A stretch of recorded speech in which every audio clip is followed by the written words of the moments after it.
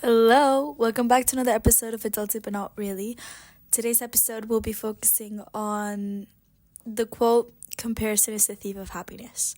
I heard this quote a couple of weeks ago by a friend, and I wrote it down because I have a quotes list where I put quotes that I really like. Either they're funny or they're insightful or they're just a memorable moment from my friends, professors. I have one from a professor, family, anyone that tells me a really interesting quote, I write it down. And I was going through my quotes and I read this quote of "Comparison is the thief of happiness," and it really stuck with me, especially through this period in my life, because I'm going through a transitional period and I'm moving out of London, and I'm reflecting about my time in London, and I'm reflecting about the future and what it's going to look like, and I'm reflecting about what are the next steps for me in my life, and how do I deal with this emotionally, and how do I overcome whatever's going to come emotionally for me, because I tend to be very emotional when it comes to moves when it comes to moving, and I get very attached to places, and I feel like it took so much for me to really embrace London and make London what it is now. And it's like I built a beautiful little life here, and it took me so long, first year I hated it, and it took me a lot to warm up to the city, and now that it feels like home and I feel so content and happy here, I have to say goodbye to it. So that's a little bit of a bummer because it just went by too fast, in my opinion. If it were up to me, I would be doing another 2 years of university. But here we are, and that's okay. I'm moving to Madrid and in a month, and it's feeling a little bit surreal, and I'm going through a little bit of a transitional page, and that's okay. That's it was gonna happen at some point, whether it's this year or next year. I was never going to stay in London forever, and that was always in the back of my mind, and that's okay, and we're just gonna have to embrace it. So when it comes to comparison, I want to focus on more of a, I would say, FOMO in life. I would say the struggles of comparing yourself when it comes to universities. When I was in high school, when it comes to where I live, to be honest. I'll explain that in a minute. When it comes to social life, I wouldn't say looks, to be honest. I feel like, I've talked about this in other episodes, but I feel like in high school it's a very toxic mentality of constantly comparing yourselves, especially for girls. I mean, obviously I'm not a guy, so I cannot speak for the male species, but as girls, we were always being commented on our bodies, especially growing up in Miami, but I really don't want to focus on the physical aspects of comparison. I want to talk more about social comparison, about where you live comparison, about basically your whole life structure comparison. I think especially in our 20s, we tend to get really, there's a life path for you. When you're born, you have to go to preschool, then you have to go to elementary school, then you have to go to middle school, then you have to go to high school, then you have to go to college. What happens after college? You're in your 20s and you can choose whatever life path you want. The possibilities are endless. You can drop everything and go travel the world. You can go straight into working a corporate job. You can go and move different cities 20,000 times. You can try to go freelance. You can become an influencer. You can do so much with your life. The possibilities are endless. Everyone's going to be taking their own path. Everyone's going to be taking maybe a traditional path. Maybe some people are just going to go hippie mode. It's like there's no specific ground rule for you to walk on, and you can technically do whatever the fuck you want. And there's such beauty in that, but there's also such uncertainty in that. And I feel like because everyone just chooses different life paths, there tends to be a lot of comparison in how your life is turning out, and there's this pressure if you have to make the most out of it.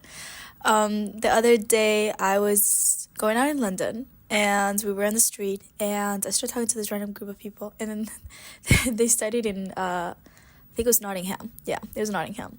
And I was talking to them about them, and I was like, oh, I've always wanted to go. They told me it's really nice for going out and like uni life. And I asked them, like, where are you from? And then the girl starts talking to me with an Argentinian accent in Spanish. I was like, oh my God, your Spanish is so good. Like, are you Argentinian? And she was like, yeah, but I grew up in Thailand. I was like, what? And she's explaining to me how, like, her parents, like, they're British and Argentinian, but then they moved to Thailand. They had her there. She did school there. Now she's living in England. And And I remember specifically, I mean, I was drunk, but specifically looking at her and being like, I'm so jealous. I'm behind. At that moment, I realized I'm behind in life. I should be doing more. It felt like a wake-up call. I felt like I haven't done enough. I need to be doing more with my life. I need to be living in more extraordinary places. I need to be seeing different parts of the world. I need to be doing something so insane. Learning so many different languages and living in so many crazy places and having such a crazy backstory, you know? Like, I want to be those people. I want to be that person that if you're at a bar and you ask me my backstory, I want your jaw to drop to the ground. Like, generally, that has always been my dream. I don't ever want to have a boring life story. Like, I want to be able to tell my kids, like, I lived in 20,000 places. I know this many languages. I have been to this many cities, and I have done so much. And I have such a crazy backstory that every single time, it doesn't matter how long you are living a life and you grow, you will always be shocked by something that comes out of my mouth. An example of this is my dad. Even though it's not an extraordinary Thailand, growing up in different places, he just grew up in the island his entire life. Every single time, I find out more about his backstory, I'm in shock, you know, because it's just so many different jobs and hobbies and life paths and such random stuff sometimes. And it's very interesting, you know. I want to be that person. I want to be that person that genuinely you will be shocked. Doesn't matter how long you know me, you will be shocked by random facts about me or random anecdotes or random things that I've done in my life that you would have never expected. I want to be unexpected. That's the quote from this. I want to be unexpected. So yeah, so when I got out of that experience, I was very much comparing myself with her. I was like, you've done so much. I've done nothing. Now, has this girl been to the Canary Islands? Maybe she has been to the Canary Islands, but she could never say that she lived in the Canary. She could never say that she lived in Miami, you know? And then, same thing she could say about me, you know? Like, she lived in the other side of the world. I lived in the other side of the world. She could easily be comparing herself to me as well.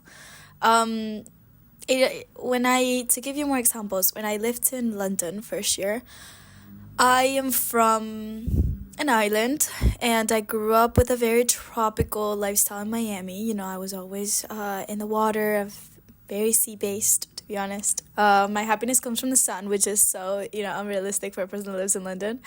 And I had never even owned a long-sleeve shirt until I moved here. So I tend to compare myself a lot to my friends that were back home or were still in Florida. And I would bring myself down because I could generally not enjoy it in the moment. I couldn't enjoy the city. I didn't like the city because the entire time I was thinking, my friends are at the beach right now. My friends are tan right now. My friends are driving down Old Cutlet Road, listening to some good music in a tank top and windows down. You know, I haven't touched a car in 4 months.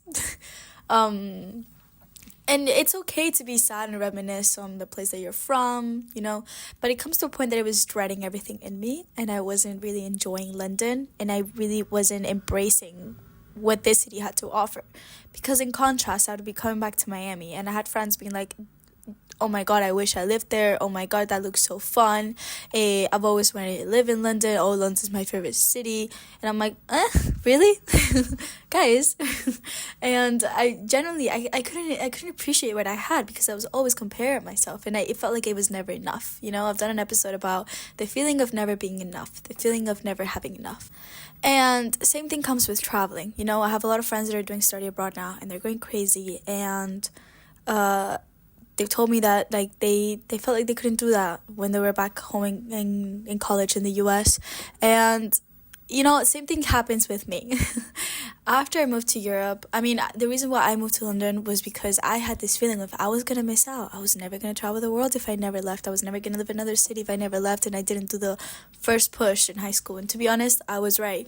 If I'd never moved to London for college, for uni, I don't think I would have ever left Florida. Maybe I would have left Florida, but I don't think I would have ever left the US, genuinely.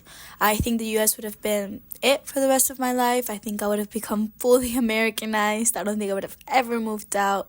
And yeah, and I wouldn't have thought of ever leaving the US. And now that I moved to London, I feel like there's this, like, my brain just kind of expanded of like, I did that. I can do so much now. I already did the first step. I can move to Australia. I really want to move to Australia in 2 years. I can move to Australia. I can go to Spain now. I can maybe live in so many other countries. Now I want to travel the world. What are these countries I've never even thought of going to?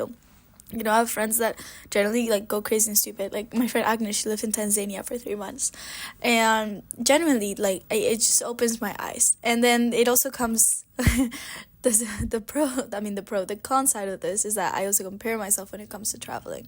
I see all these people that have been to so many places, and I'm like, I'm so behind. I remember I was telling my boyfriend like all the places that I wanted to go to as an option for my grad trip, and I was like, okay, what if I do South America? Like, I've never done South America. This is crazy. I'm from Miami. I should be going to South America. All my friends are from there. And then I was like, wait, no, but I've always wanted to do Asia. And there's all these countries in Asia that I've always wanted to go to. And, oh my God, Korea. Like, I learned Korean for 4 years. I've never been to Korea. I was obsessed with K-pop and K-dramas and everything Korean, and I never even touched the country, you know? Like, I should be doing this. I should be going now. And I was like, wait, no, I haven't been to Mexico in so long, and I have family there, and I should really go to Mexico.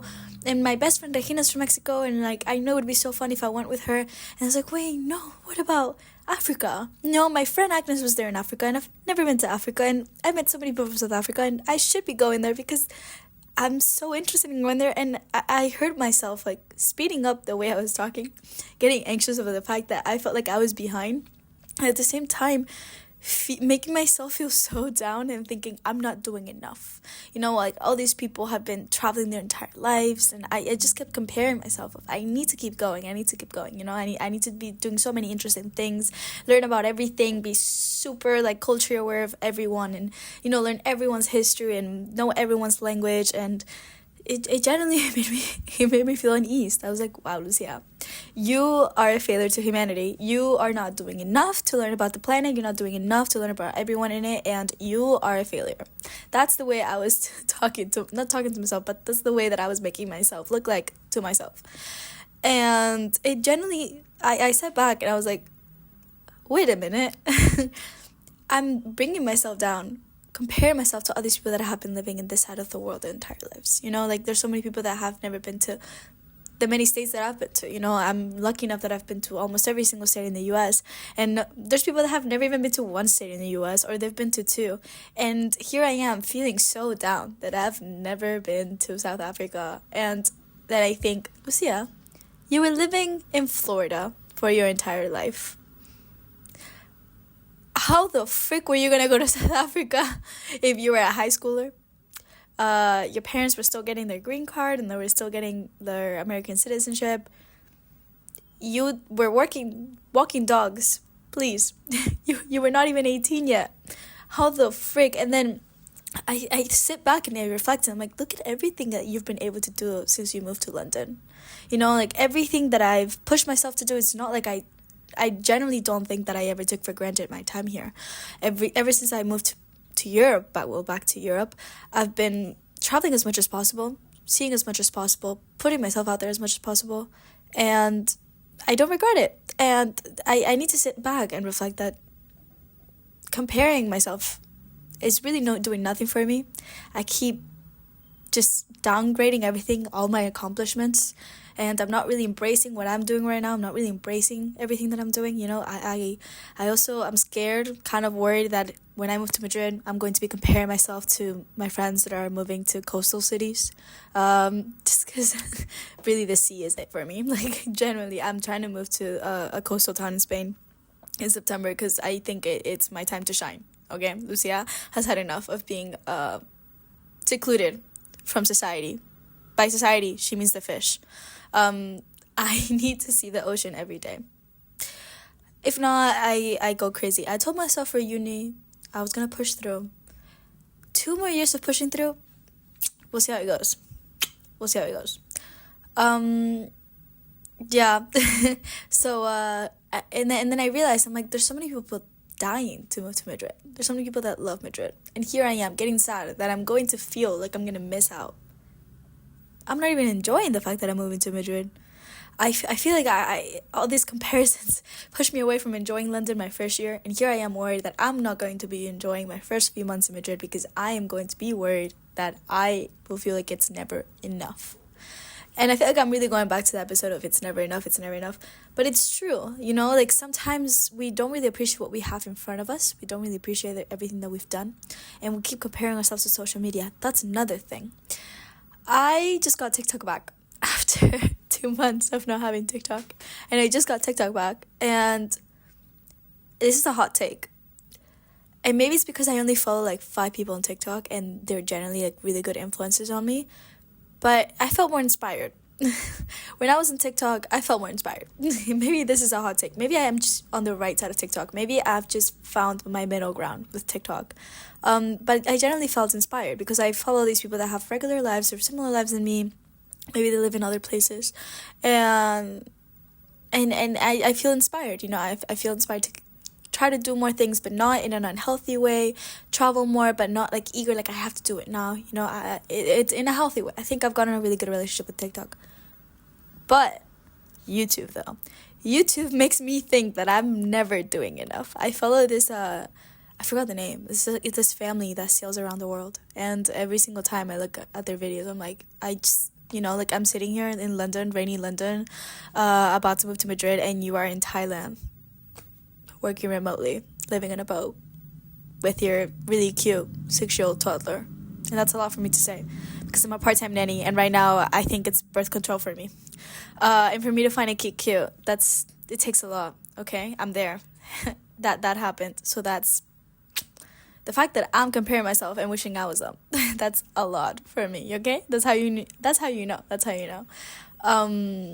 But yeah, and then YouTube, I feel like sometimes I have to take a step back and be like, Lucia, there's a point in their lives. Plus, they're 30. First of all, wait, let me stop myself right there. First of all, they're like 40 years old. There's a point in their lives that they were also stuck in Australia. I mean, Australia's beautiful, but they were also stuck in Australia. And we're not able to do that, Like, take your time. You are 20. You have time to do that. I will be on a sailboat at some point. Like, it's not the end of the world. I'm doing everything that I can at this moment.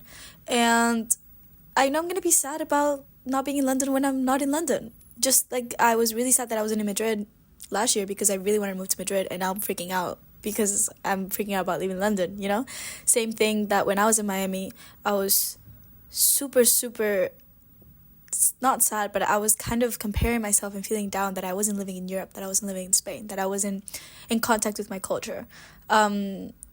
And, like, there's days I'm like, fuck, why don't I move to Australia right now? Like, I feel so left out. I have a friend studying abroad there right now, and I checked her stories every day, and I'm like, wow, like, you go. I'm so happy for you. That looks so nice. So yeah, at the end of the day, it comes down to really taking a step back and reflecting and be like, Lucia, you're doing great. You're doing everything that you can. Make sure that you are doing everything that you can. And that's more than enough. Some people wish they were in your position. And we're never going to live a happy and satisfied life if we're constantly comparing ourselves and we're constantly thinking that we could be doing more. I know I'll get to South Africa at some point in my life. I will be making it happen.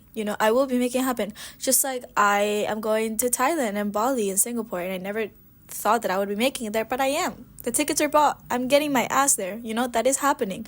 Korea, I will make it. But that will be an in-depth trip around that entire country because that is what it deserves. If I'm going to go to Korea, I'm going to do it right, and I'm going to see everything, and I'm going to make 14-year-old Lucia proud. I'm not kidding. I will be taking very in-depth trip around that country. We will be going to all my favorite cities, and even Jeju Island. I will be there. And we're not going to question it. But yeah, this is today's episode. I don't want to make it too long. I hope you enjoyed, and I'll see you guys next week. Peace out.